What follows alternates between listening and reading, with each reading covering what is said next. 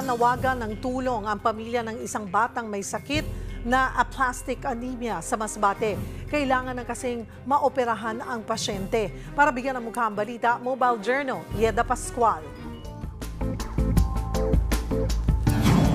2 o 3 bag ng dugo kada araw. Yan ang pangangailangan ngayon ng isang bata sa Masbate.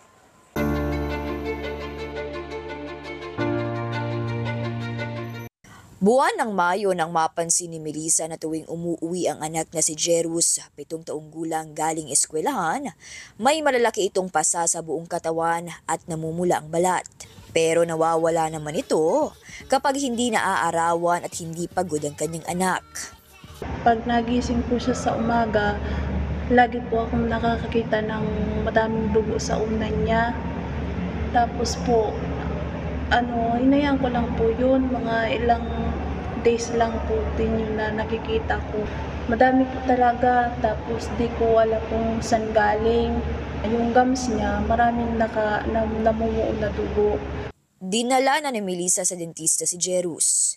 Ang agad na abiso ng dentista, itakbo sa ospital ang bata dahil hindi raw normal ang walang tigil na pagdurugo ng gilagid nito.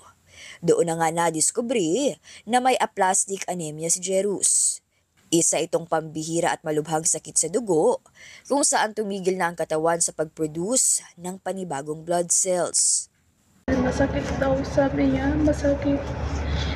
Umiiyak siya, sumisigaw na masakit.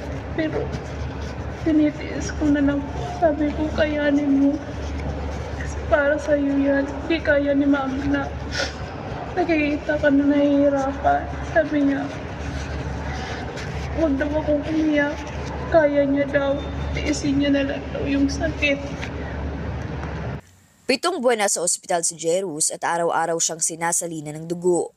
Nag-abiso na rin ang kanyang doktor na ang tanging paraan lang para tuluyan siyang gumaling ay ang sumailalim sa bone marrow transplant ng bata.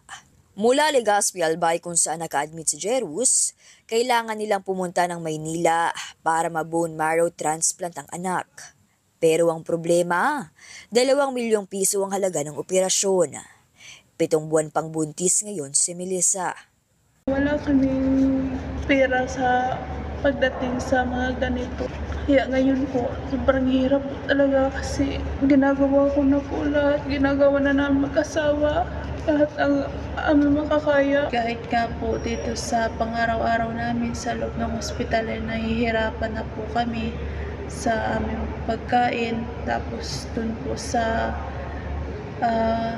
mga gamot na iniinom niya, na maintenance niya na gamot, ay bihira na nga din po namin mabili. Ako po si Mobile Journal Yeda Pascual na nagpapaalala na ang bawat may karamdaman ay kailangan din ng kalinga.